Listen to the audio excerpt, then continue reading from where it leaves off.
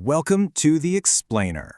Today, we're tackling a massive misconception that so many people have about hip-hop by digging right into the source material behind the actual science of the rap vocal.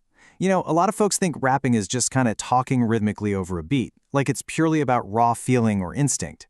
But behind the absolute greatest tracks you've ever heard is a precise, step-by-step science. Creating a rap vocal is this incredibly deliberate process that spans from the literal second the pen hits the paper to the physical mechanics of the human voice, all the way to that final digital polish in the studio. Okay, let's dive into this. I absolutely love this quote from our sources because it completely shifts how we need to view songwriting.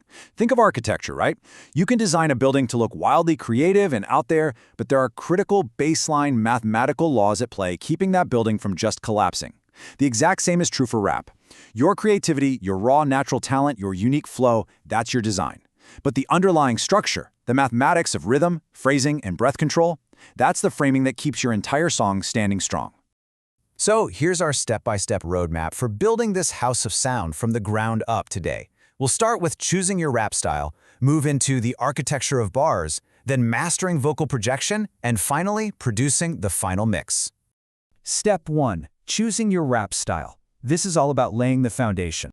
Laying that foundation actually needs to happen before you ever pick up a pen or open your Notes app. Why? Because the lane you choose completely changes the blueprint of your song. Now, it can be super overwhelming to look at the massive landscape of hip-hop and try to pick a style. But rap subgenres actually fall into 6 main families: foundational, regional, lyrical, trap, drill, and melodic. By grouping them like this, you don't have to memorize endless obscure names. Once you understand the core DNA of the parent family, everything branching off of it makes total sense. It gives you a crystal clear target for how your words need to interact with the beat.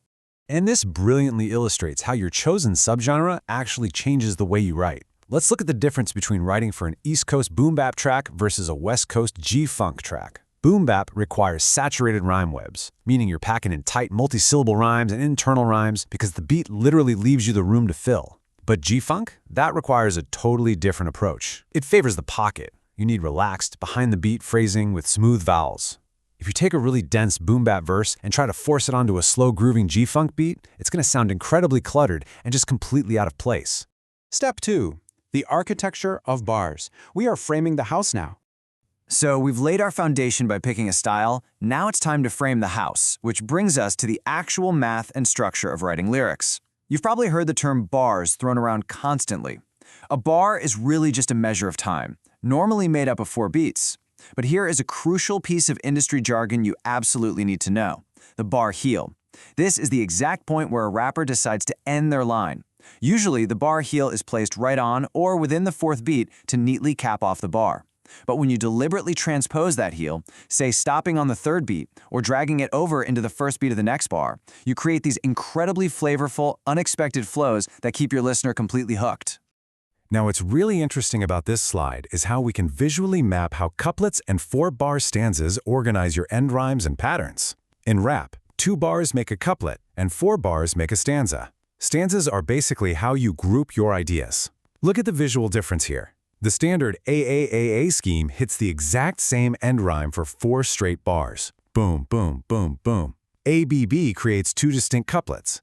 But that ABB scheme on the far right? That's a fantastic trick to catch a listener completely off guard. You abandon the initial rhyme for 2 whole bars, only to bring it back exactly when they least expect it. Ah, the magic number 16. A 16-bar verse is the absolute undisputed standard in the rap industry. It usually clocks in right around the 45-second to 1-minute mark, which is perfect because it leaves enough room for hooks and production elements to breathe.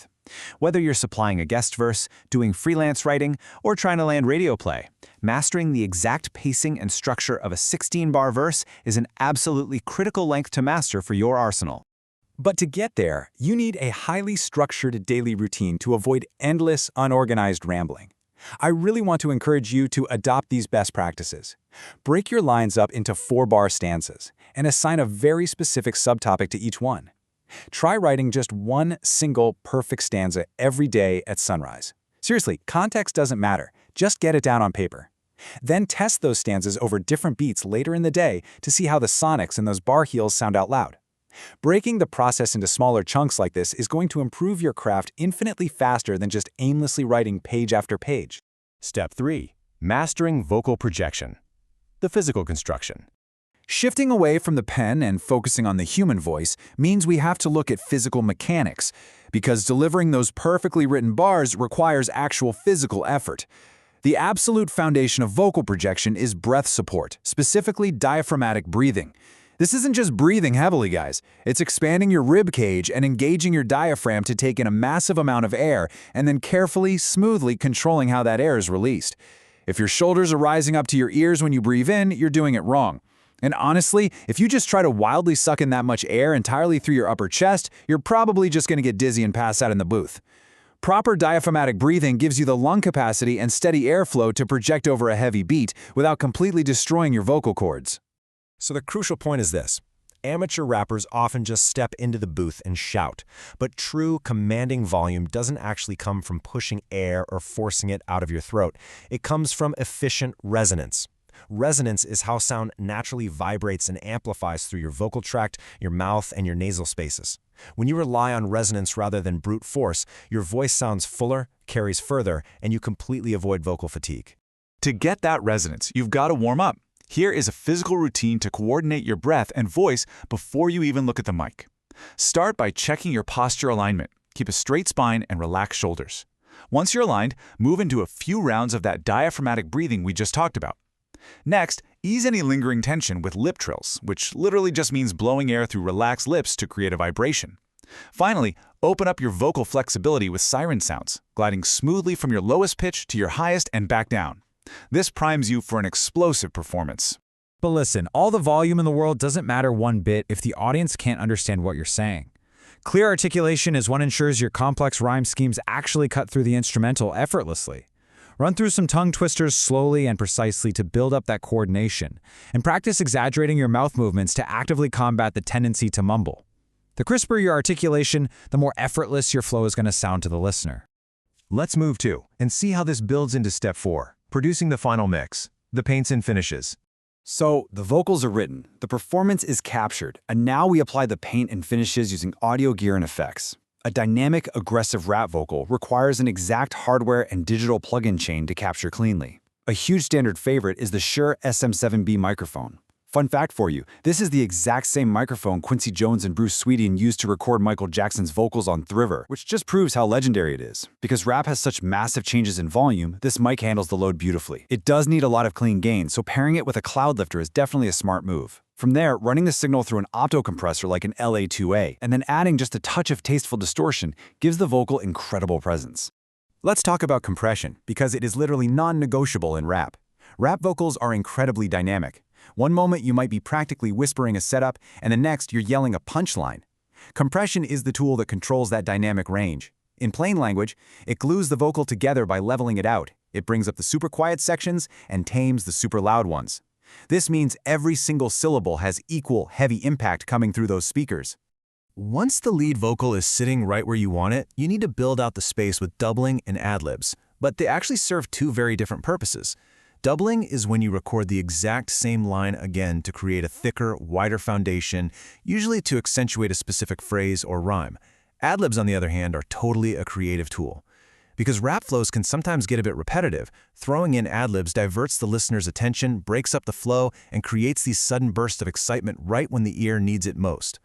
And for the final polish, the glossy coat of paint on our house, right, we bring in the digital plugins. Adding a plugin like Decapitator introduces subtle harmonic distortion that makes the vocal aggressively punch through the mix. Layering in a fast 1176 compressor helps the vocal really pop. And yes, autotune. Even if you aren't doing melodic rap at all, applying autotune is used constantly today purely as a percussive effect to give conversational rap that modern, snappy, fast sound that listeners expect. From laying the foundation of your subgenre, to structuring your 16 bars, to physically projecting your voice, and finally polishing the mix, rap is a brilliant, multifaceted science. The blueprint is right here in front of you. So what does this all mean for you? What kind of architectural masterpiece are you going to build with these tools on your next track? I want you to take these structured steps directly to your notebook and into the studio, and let the world hear what you can construct. Thanks for hanging out with me on this explainer, and I'll catch you on the next one.